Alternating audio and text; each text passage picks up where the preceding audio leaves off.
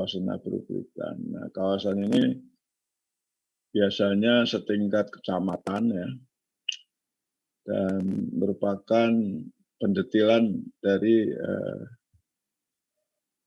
tata ruang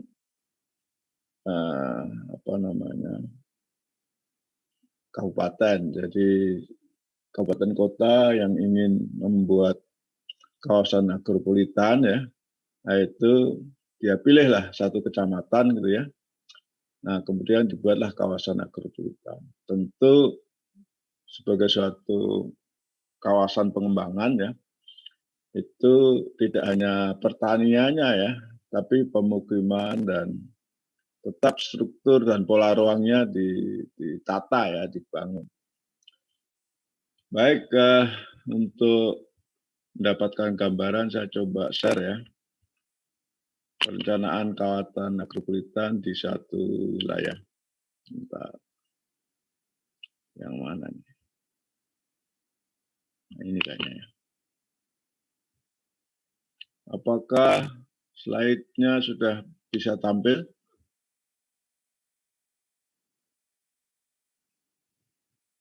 Belum Pak, masih proses. Ya, oke.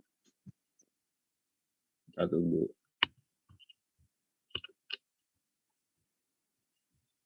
Ini karena laptopnya jadul, jadi mungkin agak sabar. Sudah Pak, sudah terlihat. Sudah ya. Tinggal kita play ya. Baik, coba perhatikan ya videonya dengan seksama. Ambil catatan-catatan yang diperlukan ya. Silakan.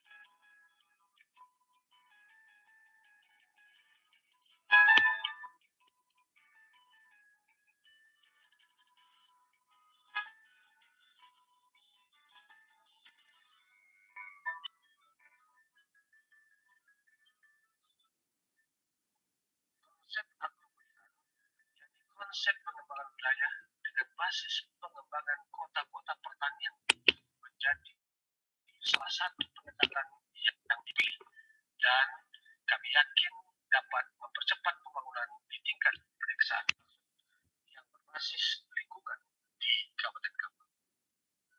Pembangunan wilayah khususnya pedesaan merupakan salah satu strategi pemerintah dalam melakukan upaya percepatan dan pemerataan pembangunan nasional. Namun hingga saat ini, paradigma pembangunan masih berorientasi pada kota sebagai pusat-pusat pembangunan.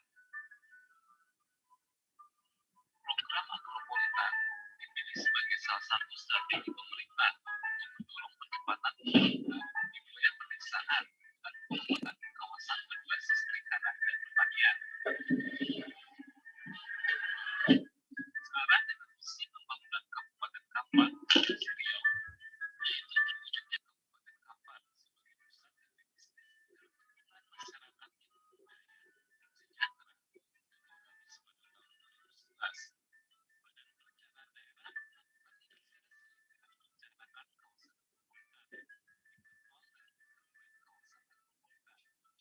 perencanaan kawasan pemerintah Kabupaten Kampar melalui Bapeda telah merancang program percepatan pembangunan pedesaan melalui pengembangan kawasan agropulitan. Program ini bermaksud untuk mempercepat pembangunan pedesaan wilayah tertinggal melalui pemusatan pembangunan agribisnis yang merupakan karakteristik ekonomi pedesaan, mengacu pada keunggulan komparatif dan kompetitif wilayah. Sebagai penunjangnya dilakukan melalui perencanaan partisipatif di tingkat desa. Penyusunan master plan dilakukan di kawasan terpilih, yaitu Kecamatan 13 Kota Kampar.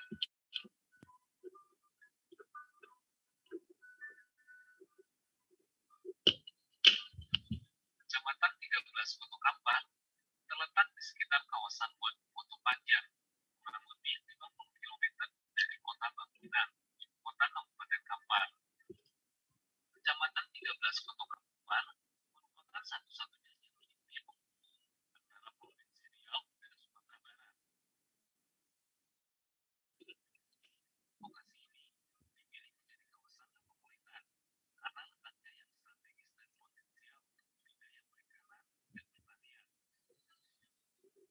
Apalagi di sekitar kawasan terbentang waduk pembangkit listrik tenaga air Woto Panjang dan peninggalan situs budaya tertua di Puncak Kota Bagus.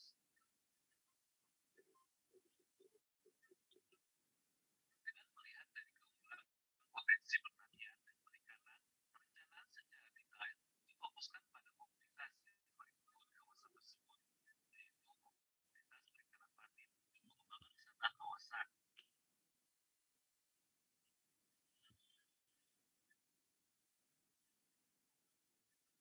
Budidaya perikanan patin di kawasan ini sudah berjalan sejak dilakukannya transformasi pemukiman untuk kepentingan pembangunan PLTA Woto Panjang, yang pada awalnya didampingi secara teknis dari BPPT Provinsi Riau.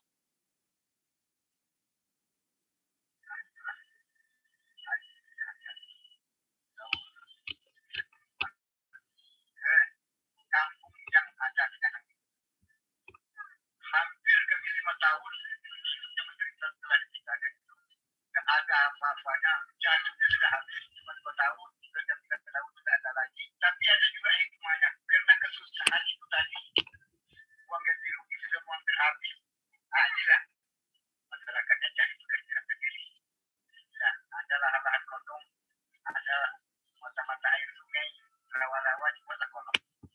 Nah, sehingga sekarang ini kalau untuk Kabupaten Kampar satu-satunya desa yang paling banyak menurunkan hasil sama ikan patin. Potensi pengembangan budidaya patin di 13 Kota Kampar masih sangat luas sekali. Artinya budidaya patin masih dapat dikembangkan secara ekstensifikasi, yaitu dengan perluasan area. Kota Masjid, Pulau Gadang sebagai kawasan sentra patin masih mempunyai lokasi yang luas untuk budidaya patin untuk dikembangkan menjadi budidaya patin. Lahan yang tadinya tidak baik masih bisa dapat dikembangkan untuk budidaya patin. Di samping itu, saat ini budidaya patin masih dilakukan secara semi intensif. Sementara keluar ikan di daerah ini mencapai 5 ton per hari. Artinya uang di sini berputar sekitar 50 juta per hari. Nah, kalau potensi itu dapat digarap barangkali dengan kooperasi itu akan lebih baik. Begitu juga dengan pasokan bahan baku. Kalau itu dikelola oleh suatu lembaga kooperasi, misalnya kooperasi yang bagus, itu sangat potensial sekali. Mungkin nanti petani kami di sini, usaha ikan yang ada di sini, tidak perlu lagi membeli bahan baku dengan harga yang tinggi. Tidak perlu lagi tersendatnya persediaan bahan baku karena dikelola oleh suatu lembaga. Kami daerah sini mempunyai alam atau potensi yang bagus dijadikan pariwisata seperti wisata mancing di air, laut, dan baju jalur atau sampan juga wisata. Sampai sekarang budidaya ikan patin sudah berkembang dengan produksi, pengolahan, dan pemasaran. Sedikit secara mandiri oleh masyarakat, pemasaran, pembuatan makan sendiri, pengolahan hasil dan untuk produk ikan salai dan nugget.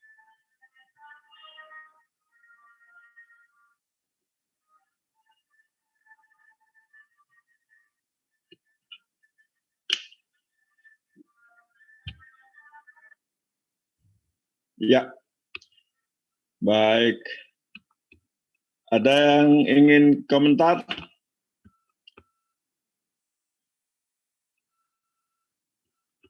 Saya ingin Anda sekalian sudah punya satu basic ya, bagaimana mengembangkan wilayah dengan memahami tata ruang, perencanaan, struktur, pola, dan kemudian potensi. Kemudian ide-ide ya, dengan strategi kita ada kawasan strategis. Nah, ini salah satu bentuk juga ya kawasan strategi sebagai kawasan agropolitan. Tadi ada potensi perikanannya ya. Sering orang menyebutnya minapolitan, boleh lah ya, apapun ya. Jadi ada potensi wisata dikombinasikan, kemudian ada pemikiran hulu hilir, ada pabrik pakan. Kalian bisa bikin pakan dari lalat itu ya, lalat apa namanya?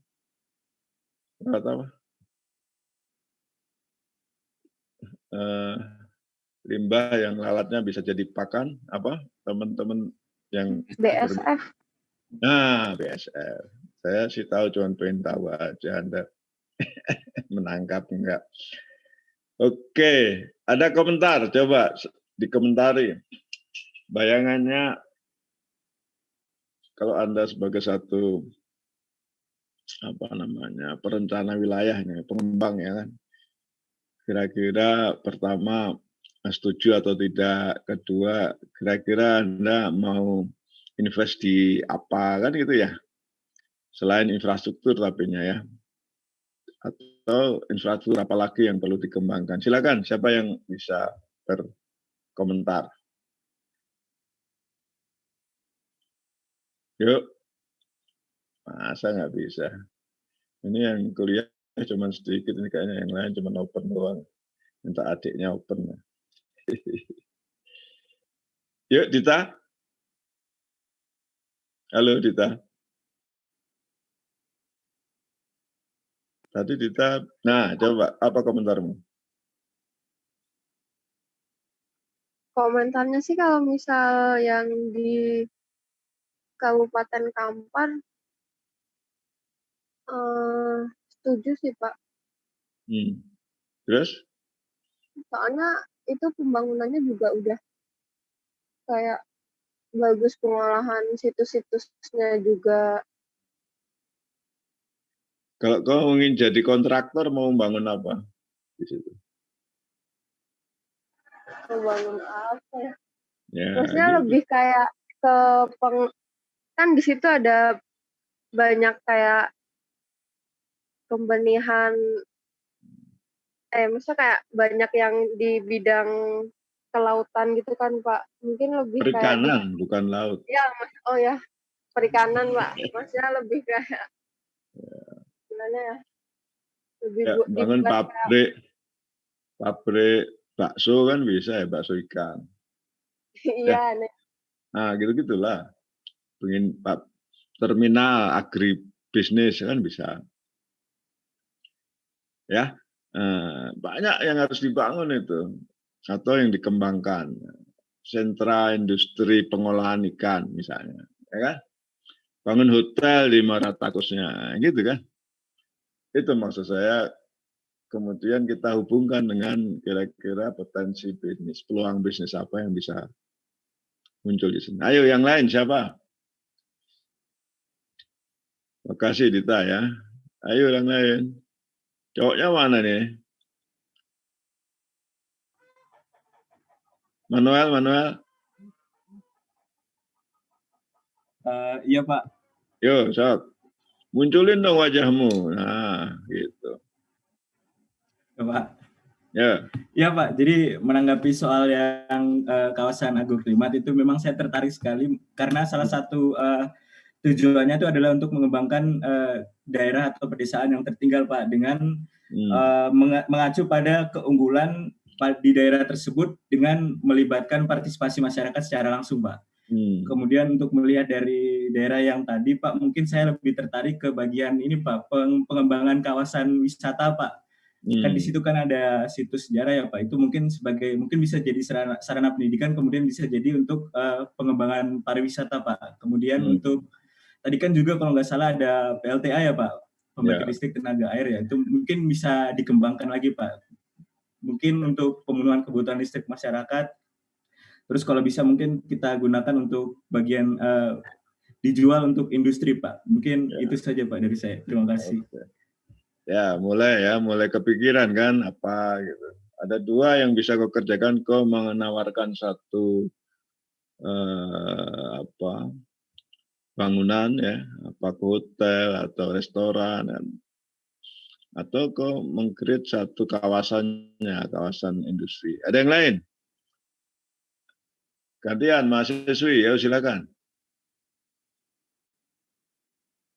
Siapa? Halo.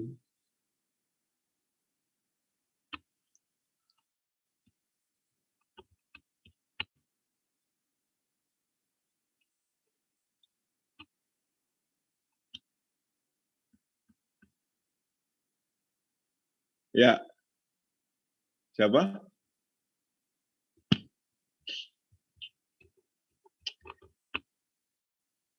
Baik. Amel. Amel ada? Amel Ayuana. Amelia. Iya, Pak. Yo, Sak. Apa komentarmu? Oh, kamera saya emang lagi rusak, Pak. Lagi mati. Hitam gitu, Pak. Apanya yang hitam? Iya, ini maksudnya kalau dinyalain hitam, Pak. Nggak usah. Komentarmu apa? Ya, buat wilayah yang Kampar tadi ya, Pak. Ya.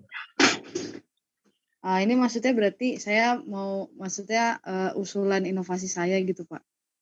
Iya dong. Kalau yang saya lihat sih tadi banyak daerah wisata sih, Pak, kalau di situ ya. Jadi mungkin saya mau nerapin kayak gimana ya, Pak, eco village gitu mungkin, Pak, tapi supaya kan kalau di daerah itu kayaknya kepadatan penduduknya juga masih rendah karena daerahnya kecil sih, Pak, si Kabupaten Kampar ini. Tapi saya pengennya narik masyarakat luar juga datang ke tempat itu untuk ya itu sih nikmatin wisatanya sih, Pak. Jadi pengen bikin eco village. Iya. Oke. Makasih ya. Iya, Pak. Ada yang cowok siapa? Saya boleh, Pak. Halo. Ya, silakan. Kalau menurut saya tadi agak keras, Yogi, agak keras ya. Ya, Pak. Kalau menurut saya setuju dengan daerah Kampar itu dijadikan kawasan strategis yang tadi itu perikanan ya, Pak ya. Yang dari saya lihat tadi itu ada 2 poin yang sangat saya perhatikan, itu wisata dan juga perikanannya. Kalau dari saya mungkin dari perikanan itu nanti akan bisa didirikan industri-industri yang berbasis dari keunggulan perikanannya, sehingga kalau dari industri itu nanti akan munculkan produk khas dari daerah Kampar. Nah, dari produk khas dari Kampar itu mungkin bisa dihubungkan dengan wisata gitu, Pak. Di daerah wisata jadi disediakan produk-produk khusus dari daerah Kampar. Jadi dan juga dari dampak adanya industri perikanan Kampar itu mungkin juga bisa membuka peluang-peluang didirikannya perumahan gitu, Pak. Karena kan kalau industri pasti membutuhkan sumber daya manusia, dan juga mungkin dari butuhnya sumber daya itu bisa ambil dari daerah luar yang nantinya pasti membutuhkan tempat tinggal gitu, Pak. Oke, good. Jadi gitu ya. Jadi setiap wilayah itu pasti ada peluang bisnis bagi kita ya, bagi profesi sipil ya, dan lingkungan. Nah, tentu itu yang kemudian kita fokus ke sana ya, apapun. Nah, tentunya kan dari infrastruktur wilayahnya juga tadi hanya jalan lintas ya, jalan lintas Riau Sumatera Barat ya. Nah, mungkin akan ditambahkan jalan kolektornya ya kan. Itu lintas itu kan sebagai jalan arteri.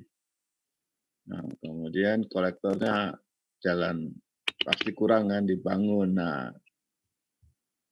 jalan kolektor ini kan kemudian dibangunlah jalan-jalan lokal sebagai akses dari wilayah-wilayah pertanian tadi kan. Nah, berarti kan harus kita desain site plan-nya segala macam. Nah, kita harus berpikir ke sana ya. Baik, saya ada materi yang ingin saya sampaikan sebentar ya. Kita share dulu. Tapi sebelum itu sebentar.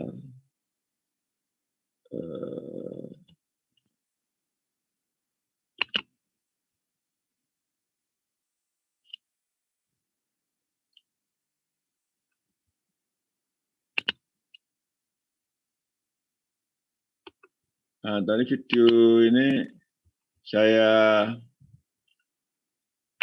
share dulu ya. Saya upload dulu. Mudah-mudahan tidak terlalu berat. Ya, saya kira bisa lah 20 giga ya. 20 mega.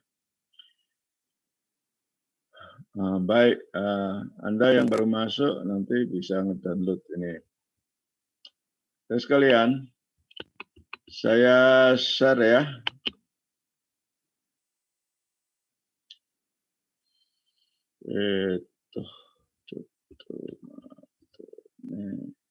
Saya kira ini.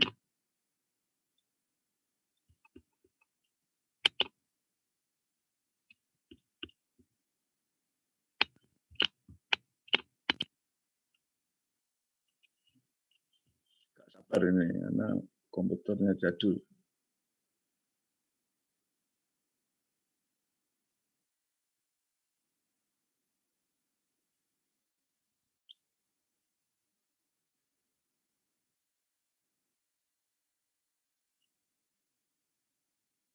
Siap.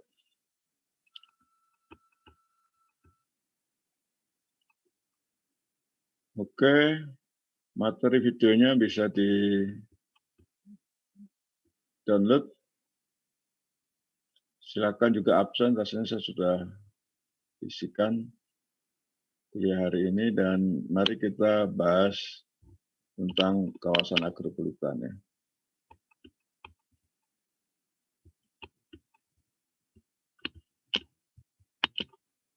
Slide saya sudah kelihatan ya? Sudah, Pak. Sudah, Pak. Oke. Baik. Terus sekalian, jadi memang kawasan agropolitan ini khusus kita ingin membangun pertanian di desa ya. Sehingga namanya ada poli. Poli itu kota ya. Agro pertanian. Jadi sebuah kota tani sebenarnya. Nah, tentu dengan embel-embel kota ini kita bisa memberikan satu kegiatan yang mirip perkotaan ya, yaitu apa? Kegiatan jasa dan industri, kan begitu ya.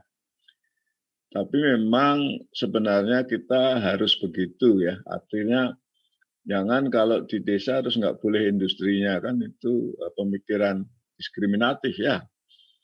Di desa kan perlu juga industri pertanian. Nah, makanya agropolitan ini menjadi salah satu terobosan lah ya, terobosan. Yang kita tahu memang selama ini industri hanya di kota kan itu ya. Saya coba besarkan ini, ya, agak lambat. Nggak mau.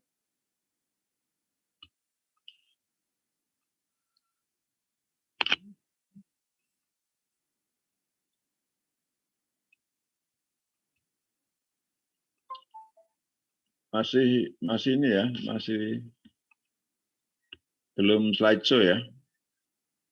Belum, Pak, belum. Saya coba besarkan, nggak mau.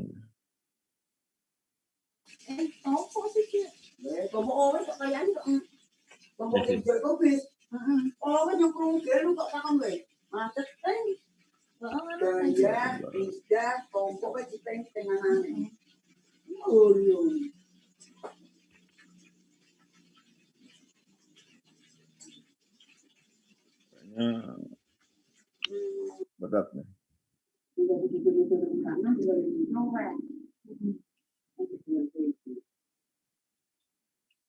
Sabar ya.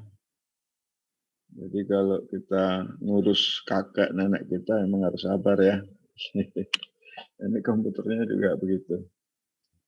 Harus sabar. Kayaknya agak sulit ini, kita besarin lewat sini aja ya.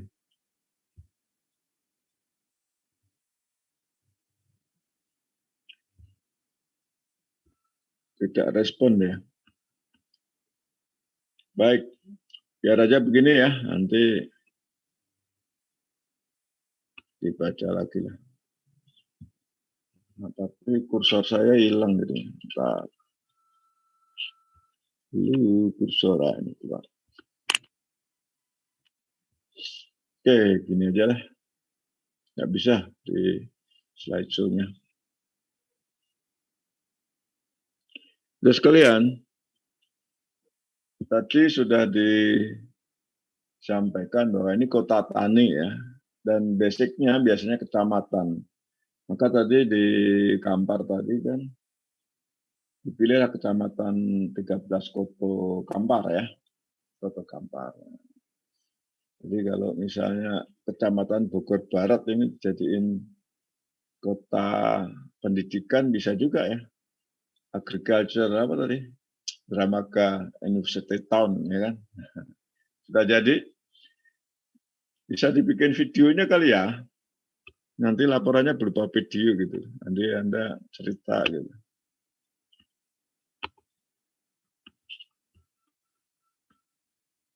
Oke, ini hang di tempat saya. Bentar, kursornya hilang, nggak bisa jalan. Nah, intinya kawasan agropolitan ini di wilayah kecamatan ya. Nah, tentu dokumen RT RW kita sudah punya ya kan. Jadi pada waktu kita membuat kawasan agropolitan ini juga harus berdasarkan dokumen RT RW ya. Di situ kan sudah ada rencana macam-macam. Nah, cuman mungkin seperti RDTR ya, kan kurang detail gitu ya. Nah, tentu kalau di satu kabupaten, di pedesaan, tentu mal-malnya kan sedikit ya. Tadi istilahnya kotanya kecil atau penduduknya sedikit. Memang itu kesempatan ya, kesempatan kita mendetailkan, membuat sub-sub kawasan pengembangan ya, didetailkan tadi sebagai kegiatan agropolitan ya. Nah, tentu harus berdasarkan potensi ya. Nah, tadi kan potensinya ada perikanan. Di tempat lain mungkin ada perkebunan, di tempat lain ada sawah ya. Jangan ditinggalkan potensi itu karena kita memang ingin memberikan nilai tambah di kawasan itu berbasis potensi. Nah, tadi juga berbasis masyarakat ya, nah, karena ini juga menjadi penting. Sering kita bangun ada lahan-lahan di Gunung Sindur sana ya, di Kabupaten Bogor yang dekat-dekat Tangerang itu tadinya perkebunan, tapi dibangunlah kota-kota satelit ya. Ada yang Bumi Serpong, ada yang Alam Sutra. Nah, itu petani atau pertaniannya tertinggal kan, malah alih fungsi. Ya boleh-boleh saja, boleh-boleh saja. Nah, tentu pemerintah sebagai satu pemegang mandat mengatur ya. Jadi khalifahnya itu harus memikirkan juga kota perlu, industri penting, pangan juga penting ya. Jadi semua harus diberikan kesempatan ya, diwadahi. Makanya ada nomenklatur atau menu atau fitur agropolitan ini ya di dalam aplikasi RT RW itu ada fitur agropolitan. Baik, saya sebenarnya ingin lanjut ke slide berikutnya ini, tapi masih hang. Aduh, gimana caranya? Atau kita stop share dulu kali ya? Kita ulang ya? Iya Pak, mungkin di stop share screen dulu Pak, baru dibuka lagi. Iya. Ini. Sabarlah. Stop. Wah. maaf, ke toilet. Aku kan udah bilang, kalau ke toilet nggak usah nulis inilah. Kok nggak masuk pun juga nggak apa-apa aku ini. Ya, pendidikan orang dewasa udahlah. Yang nggak penting nggak usah disampaikan.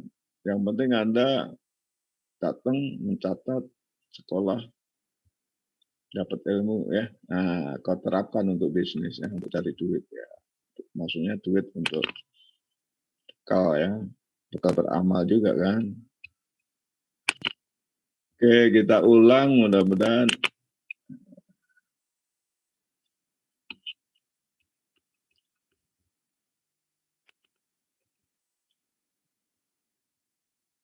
Sudah muncul kembali? Sudah, Pak. Sudah Pak, sudah terlihat. Ya, coba kita slideshow-kan supaya besar.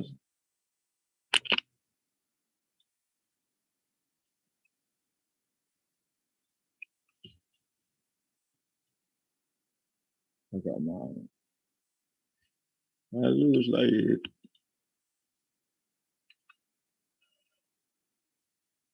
Mau ya wis.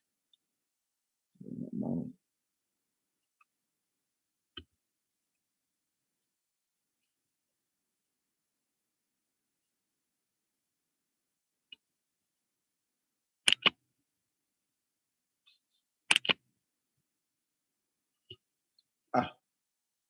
Susah amat.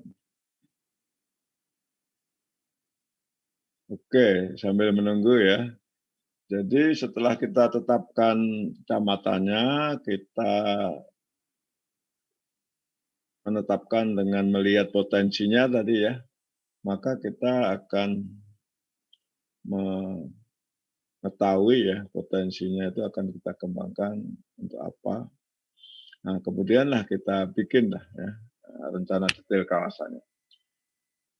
Nah, kemudian tadi kan ada struktur ya. Nah, struktur ini ada kotak taninya, di kota kecamatannya, ada pusat-pusat ya, sub wilayah pengembangannya ya, ada yang wilayah produksi ikannya, ya kan, ada yang wilayah wisatanya jelas tadi ya. Nah, jadi wilayah-wilayah itu kan ada satu desa-desa ya, karena kecamatan di bawahnya kan desa-desa. Nah, desa-desa itu terhubung dengan jaringan prasarana tadi ya, sehingga strukturnya kelihatan, ya strukturnya kelihatan. Dan selalu harus diperhatikan bahwa di desa itu bukan terus jalannya jalan kelas 5 ya, belum tentu ya.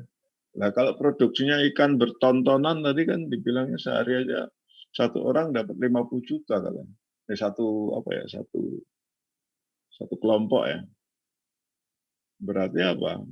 Berarti kan yang diangkut banyak itu. Sekilo ikan itu kan kalau di pabrik atau di pabriknya ikan itu di mana? Di kolam kan? Itu kan 10.000, kalau 50 juta itu kan berarti berapa itu? 5 ton ya. 5 ton. Jadi 1 truk kan enggak. Mungkin lebih ya, 5 ton atau 50 ton. Nah, artinya jalannya harus mampu ya. Oke, saya sudah bisa move ke slide yang kedua. Tapi kok nggak muncul ya? Muncul nggak? Enggak ya? Putih ya? Iya Pak, putih. Halo. Putih, merah, putih, benderaku. Halo, slide-ku sayang.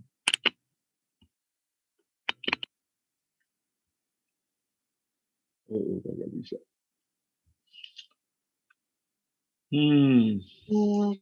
Maaf Pak, barangkali untuk filenya dikirimkan, nanti saya bantu untuk share slide Pak.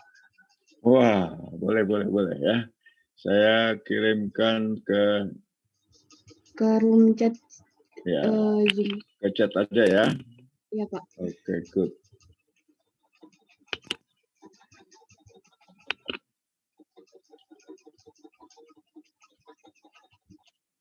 Ya, saya kira betul.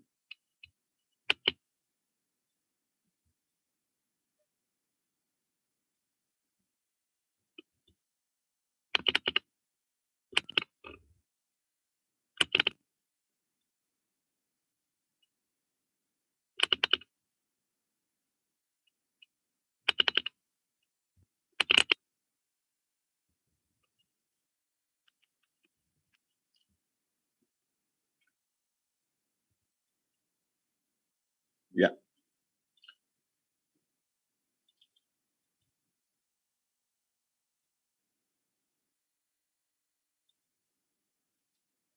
Oke. Silakan, tadi siapa ya? Di-download dan saya Iya, Pak. tolong dibantu ya. Ya, sebentar ya, Pak. Yuk.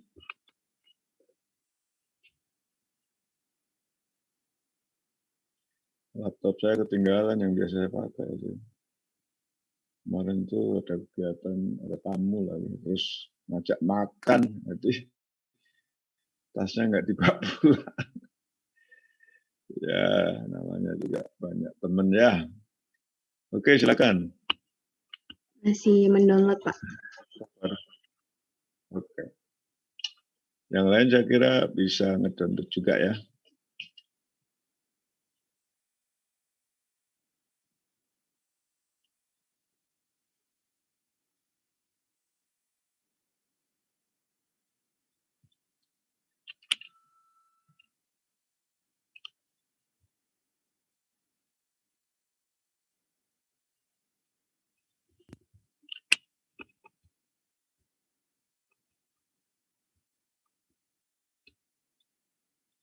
Nah, sambil nunggu ya. Jadi tadi kan ada desa kota ya, dibikinlah strukturnya kan. Nah, berarti perlu jalan, perlu air bersih. Ya, di situ kan Anda bisa membuat rencana ya, disampaikanlah ke kabupaten kotanya. Perlu nih kebutuhan air bersihnya di kawasan wisata tadi ya. Karena mungkin ada restoran dibuka, ada hotel ya kan. Nah, kemudian juga sampahnya nih ya, sanitasinya, ya. Limbah padat, limbah cair, direncanakan dengan baik.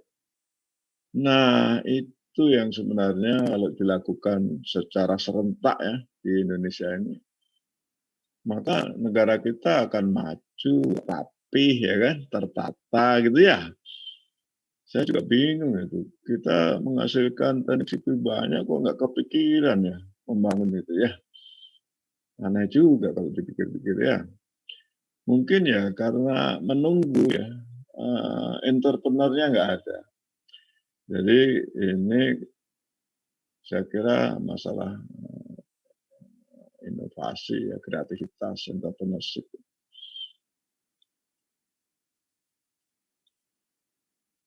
Oke. Yang kedua, apa? Sudah terlihat, Pak. Slide yang kedua. Sudah. Sekarang slide yang kedua saya kira ya.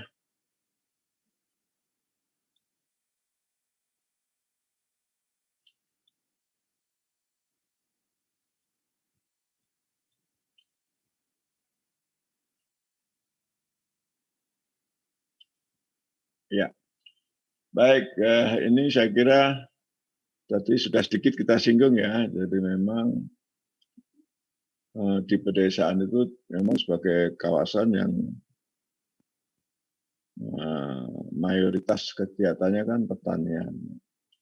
Nah, itulah kita nggak maju-maju, bingung juga ya. IPB berdiri sejak tahun berapa?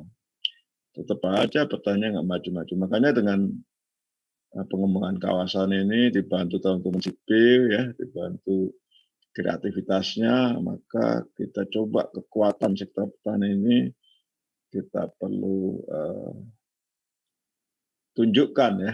Nah, dengan cara apa? Ya mengusulkan potensi-potensi yang di wilayah-wilayah itu ke Pemda ya. Kemudian jadilah apakah itu kawasan strategis pangan ya, yang beberapa kawasan strategis yang kita pelajari yang lalu, atau kita langsung bisa berkreasi sebagai agropolitan atau menapolitan, ya kan, macam-macam. Nah, sehingga tidak bias kota ya.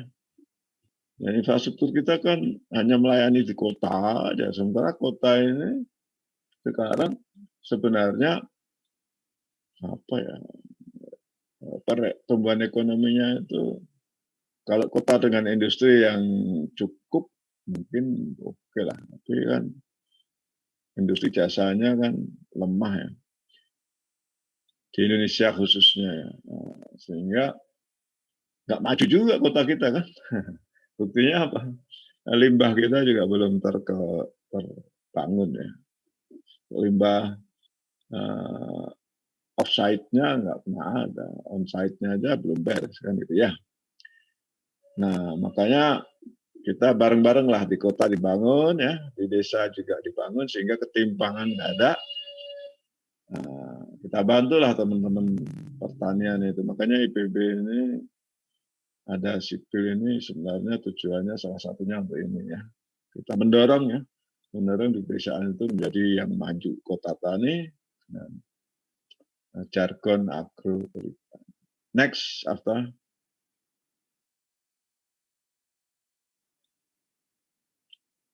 Nah, tentu sebagai kawasan agropolitan itu perlu infrastruktur umum ya. Nah, itu ada infrastruktur wilayah tadi kan, ada jalan arteri, kemudian air, juga PSI ya, prasarana-sarana utilitas. Ini PSI ini penting untuk melayani, mau nggak mau kan ada rumahnya kan ya, ada rumah pemukiman, kawasan perdagangannya juga ya.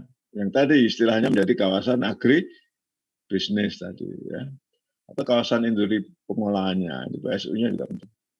Jadi perlu infrastruktur umum. Nah, khusus untuk kegiatan pertaniannya, maka ada irigasi, ya kan? Nah, kemudian ada jalan usaha tani, ya. Kemudian toko-toko tani, ya. Nah, jadi mungkin di kawasan agropolitan itu ada semacam sentra agribisnis ya. Di situlah jual produknya dan juga jual prasarana. Jadi ada pasar agribisnis kan itu. Nah, itu mendukung kegiatan pertanian. Nah, tentu jangan lupa kita ingin desa ini kan maju ya. Sehingga tadi bagaimana kebutuhan masyarakat itu menjadi fokus utama ya. Kita kalau bangun tapi masyarakatnya kemudian kita tinggalkan, nah itulah yang namanya bias kota ya. Jadi orang kota yang mendapatkan keuntungan, orang desanya tetap aja cuma buruh saja. Nah ini juga enggak benar ya. Nah sehingga sosial kapital di desa ya, dia bisa bertani, kita tambahkan dia bisa bertani plus berindustri ya, berindustri agro kan itu ya. Nah, maka perlulah balai-balai latihan ya, latihan. Kemudian keterampilannya ditingkatkan melalui balai latihan itu, dan kemudian investasi ya. Tadi kan dibilang kan 50 juta per hari kan, sebenarnya keuntungannya itu bisa 40% ya, jadi 20 juta. Kalau itu ditabung menjadi investasi usaha bersama kan jadi kuat. Tambah nanti investasi dari orang kota boleh lah, orang kota bukannya nggak boleh ya. Makanya di dalam konsep yang sekarang, Anda mungkin pernah dengar ya namanya apa? Korporasi ya, pertanian korporasi ya. Nah, bagaimana sih kaitannya dengan ini? Nah, korporasi itu adalah dia bisa menginvite ya, partisipasi dari pihak lain kan gitu ya, bermitra lah. Nah, makanya yang di desa dikuatkan dulu, kemudian korporasi ya. Nah, dia bisa bermitra dengan orang kota, mau pemasarannya, untuk ekspor, mau modalnya, ya, investasinya. Itulah makna dari korporasi yang sering sekarang kita dengar ya, pertanian korporasi. Kan itu ya. Terus sekalian, jadi kawasan ini memang dari sipilnya ya kita perlu, setelah dokumen kawasan itu, apa yang tadi, sub-sub pengembangannya ya, kawasannya ada, nah, infrastrukturnya kita plot ya kan, berapa kapasitasnya. Dan kemudian dari sisi aktivitas ekonominya, pertanian, perikanan misalnya kan, petani-petani ikannya ditingkatkan ya, mungkin menjadi pertanian yang intensif, gitu. Modal tambahkan pengolahannya, gitu ya. Jangan sampai desanya tertinggal. Next, Fatah. Nah, jadi dalam konteks apa namanya kawasan agrowisata itu kita menyusun dokumen perencanaan pengembangan wilayah pedesaan dengan struktur dan pola ruang, ya, serta rencana detail yang berbasis agropolitan tadi. Jadi jangan lupa struktur dan polanya, kan polanya sudah jelas ya tadi, perikanan, kawasan industri yang akan bisa kita bangun, wisata ya, untuk kawasan perdagangan ya, yang ada agribisnisnya tadi ya, ada orang jual pupuk, jual bibit dan lain sebagainya. Nah, dari dokumen ini akan muncul arahan pengembangan prasarana tadi ya, sarana-sarana untuk jalan lokal atau jalan produksi, jalan usaha tani ya. Nah, karena kegiatan ini tidak hanya on farm atau hulu ya, tapi hilirnya atau industri.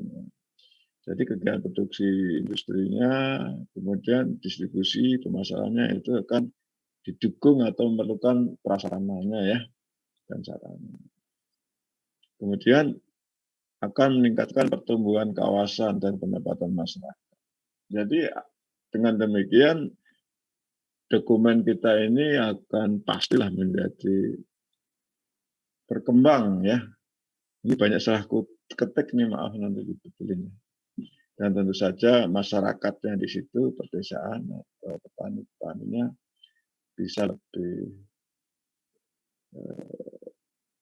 tinggi ya, lebih besar pendapatannya. Ya.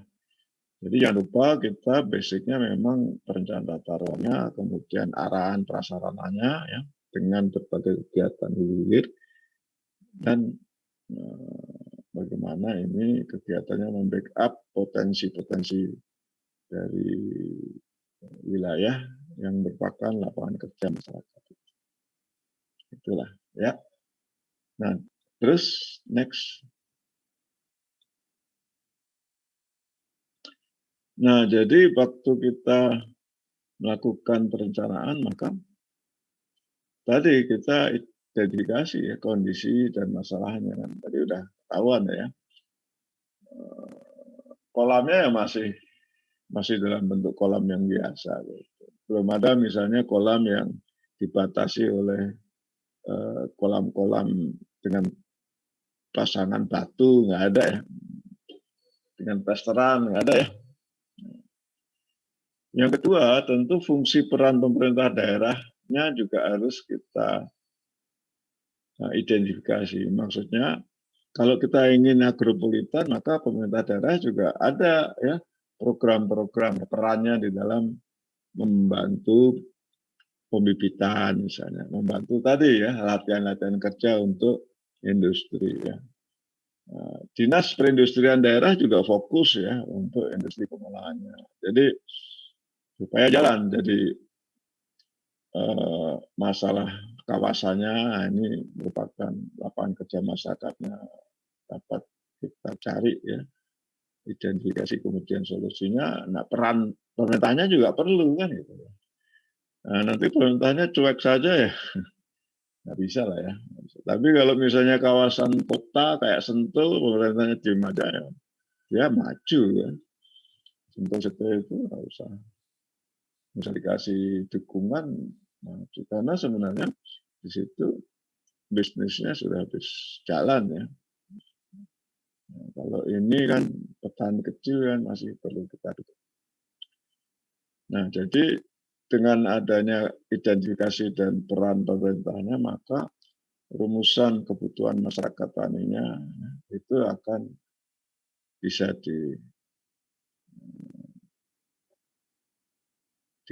dilaksanakan ya, diketahui dan dilaksanakan, dan termasuk kebijakannya. Jadi dokumen-dokumen yang tadi itu kemudian ujung-ujungnya memang membuat kebijakan. Jadi kalau Anda ingin jadi bupati bisa, jadi diusung lah Agroplitan A, B gitu, atau jadi apa tim pemenang ya. Nah, ini kan mau pilkada nih, ya, bisa jadi apa istilahnya tim pemenang atau jadi bupatinya sendiri. Saya dorong cewek-cewek yang jadi bupati ya, jangan cewek yang dari situ kayaknya nggak ada tuh, aneh. Anaknya pengusaha sudah. Baik, terus lanjut. Nah, ini agak detail ya. Ini salah satu bagaimana cara menyusunnya ya. Mulai dari pengumpulan data, dianalisis, dan kemudian penyusunan dokumen. Nah, ini sih kerjaan konsultan ini. Pak Yono dulu pernah bikin ini ya di Papua sana. Ya kita bikin lah. Jadi nanti untuk contekan boleh lah ya. Saya nanti dibaca aja ya. Jadi bagaimana kita mencari datanya ya kan. Kemudian kalau konsultan itu biasanya ada laporan pendahuluan. Nah, kemudian kita analisis, kemudian kita susun dokumennya, profil kawasannya, kemudian bagaimana strategi, kemudian prasarananya apa saja ya. Saya kira ini normatif ya untuk perencanaan kawasan. Dan bikin laporan dan nanti diskusi. Saya kira ini contekan aja. Terus, nah ini saya kira juga sama ya. Bagaimana kita mencoba melihat wilayah-wilayah tadi ya. Supaya ada produknya ya. Oh kita ketemu ada danau, gambar. Luasnya berapa, potensi airnya musim kemarau, musim hujan, dihubungkan dengan curah hujan, dia ngalirnya dari mana, jangan sampai nanti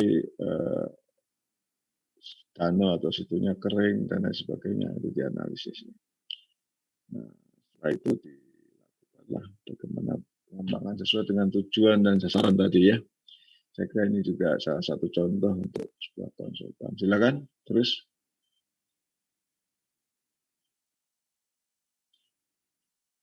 Nah ini ya, jadi ini ada dulu saya mengerjakan di sebuah kecamatan di Plumbere sana ya, di Papua. Jadi mereka ada kebersamaan ya antara ketiga penganut agama Kristen, Islam. Nah di sini kemudian disepakatilah suatu konsep pengembangan. Ini diberi roh ya, roh. Bisa saja sebuah kawasan itu, Agroplitan itu disemangati dengan satu konsep-konsep lokal ya. Menjadi satu dasar ya, supaya lebih berarti, bermakna untuk masyarakat. Di Bali selalu ya dengan adatnya itu menjadi dasar konsep. Nah ini di sana kebetulan bagus masyarakatnya, maka ada Hindu Bali, ada gereja, ada masjid yang dibuat satu konsep. Nah ini penting untuk apa Papua itu, karena apa? Papua ini kalau nggak selalu diingatkan bertoleransi, ini repot terus. Nah, ini salah satunya ya. Nah kemudian di sekelilingnya mulailah dikembangkan satu aktivitas-aktivitas. Ada satuan pemukiman SP ya, yang memang menjadi basic daripada wilayah sana, yaitu transmigrasi. Artinya apa? Ini adalah identifikasi dari masyarakat taninya. Ya. Dia berbasis daerah trans. Daerah trans itu memang selalu mengelompok untuk pemukimannya, kemudian ada areal pertaniannya di luar area pemukiman. Nah, itu memang sama lah dengan desain-desain pengembangan wilayah. Nah, idenya bahwa ada satu filosofi ya, filosofi dimasukkan dalam konsep itu menambah harapan bahwa masyarakat semakin konsisten ya, istiqomah lah ya, untuk selalu ingin mencapai tujuan daripada pengembangan kawasan agrohutan. Terus lulus. Nah ini ada banyak kegiatan yang mulai dijabarkan ya. Kembali sini dulu ya. Di sini ada pusatnya ya, kota taninya ya, kemudian ada pengembangan arahannya ya. Nah ini potensi dari wilayah itu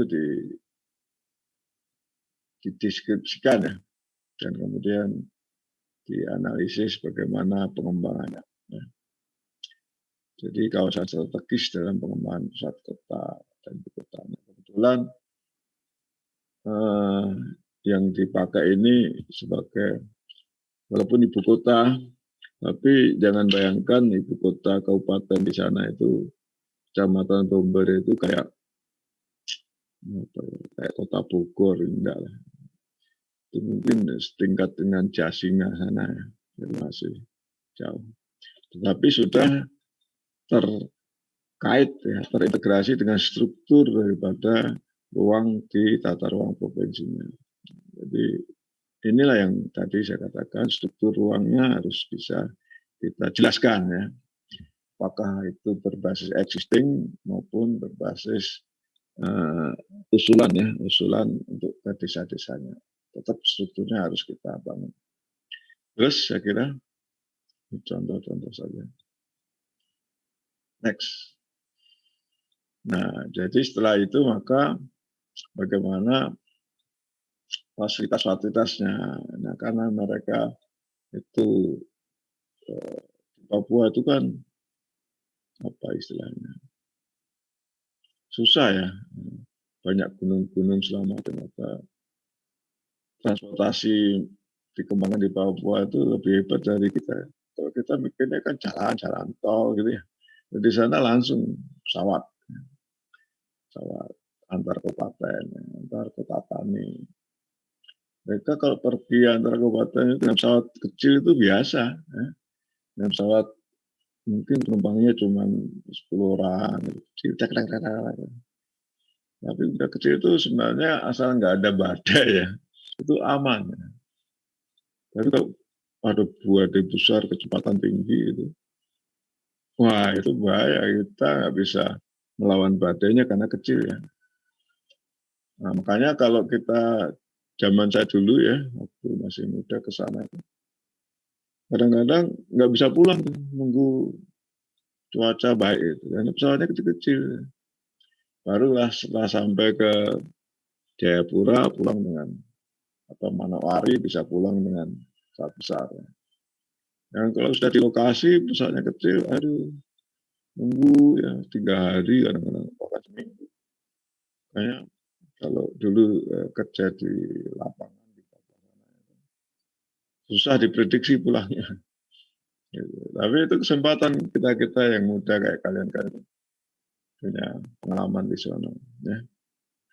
Nah ini saya kira wawasan tadi ya, struktur dan kemudian ide-ide bagaimana mengekspor ya atau menjual keluar daerah itu juga menjadi salah satu pemikiran ya, karena nggak mungkin kalau sudah produksinya itu massal, apalagi industrinya sudah ada, dibeli sendiri kan nggak mungkin ya, mesti harus kita jual keluar. Nah ini juga harus kita pikirkan. Kalau di Jawa, di Sumatera mungkin jalan banyak ya, nanti ke pelabuhannya. Kalau di sana kadang-kadang perlu dibangun sendiri.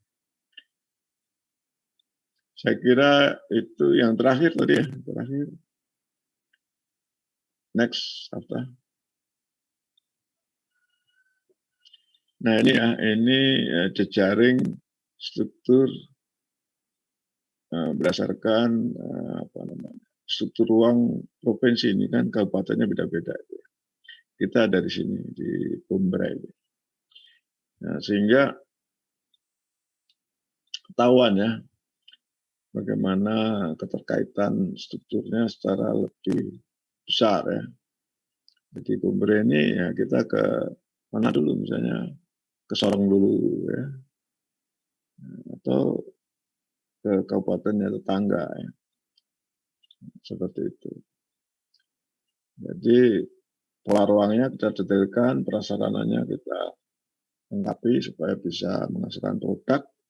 Tapi kemudian struktur ruangnya, terutama kalau sudah agropolitan, itu tadi terminal agribisnis ya, jadi kawasan perdagangan agribisnis itu menjadi penting. Nah dia mungkin dibangun dekat dengan apakah itu bandara atau pelabuhan atau itu jalur transportasi nasional ya, kira-kira seperti itu ditaruhnya supaya kita bisa dengan cepat mengirim ya, produk itu keluar daerah. Jadi, kalau kita mau bisnis pasti pasarnya kan harus jelas ya, kan harus jalan. Kalau enggak ya bisnisnya berhenti ya. Seperti teman-teman kita warung-warung di sekitar kampus ini di Babakan Raya datang, kasihan juga mereka itu ya, karena mahasiswanya nggak ada yang beli ya. Jadi memang pasar itu penting. Baiklah saudara, saya kira ini yang terakhir ya. Coba next. Ya, saya kira selamat belajar. Mudah-mudahan bisa memberikan gambaran ya, bagaimana kita menjual keahlian, ya, kompetensi sipil kita ini, mewujudkan wilayah-wilayah ya. Kalau orang teknik industri ya dia hanya sampai menjual produk ya, membangun industri otomotif, membuat mobil. Orang teknik mesin ya paling ya membuat mobil, membuat apa gitu, jual. Tapi kalau sipil ini macam-macam. Jadi berbahagialah kita bergerak di sipil. Urusannya mulai daripada bangun rumah, ya, bangun pasar, bangun industri gedungnya, kasih prasarananya, ya, bangun wilayahnya, supaya wilayah kita ini menjadi apa tadi tujuan pengelolaan wilayah itu apa? Jadi nyaman, produktif, ya, aman dan berkelanjutan. Baik, saya kira itu presentasinya, mudah-mudahan bisa dipahami, dibaca-baca lagi, ya. Lihat videonya, cari video tentang agropolitan di tempat lain. Ya. Saya sebenarnya ada, tapi karena komputernya ini enggak support ya speknya, jadi tidak bisa kita sampaikan. Ada yang ingin ditanya? Silakan. Aftah, terima kasih ya. Iya Pak, sama-sama.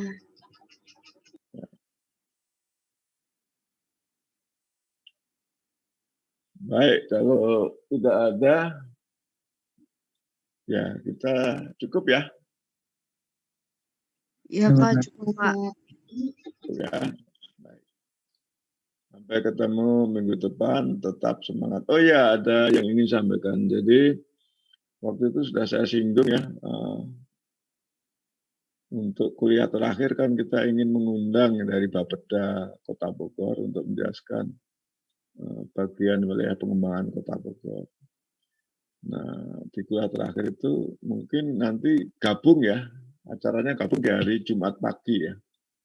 Jadi di kuliah terakhir minggu ke-14 nanti kelas Kamis dan kelas Jumat gabung acaranya di Jumat pagi. Saya kira itu pengumumannya supaya siap-siap. Baik, terima kasih. Saya cukupkan. Mohon maaf banyak kendala tadi ya. Mudah-mudahan tidak menjadi hambatan untuk belajar. Assalamualaikum warahmatullahi wabarakatuh. Sampai ketemu di depan. Waalaikumsalam warahmatullahi wabarakatuh. Terima kasih Bapak. Terima kasih.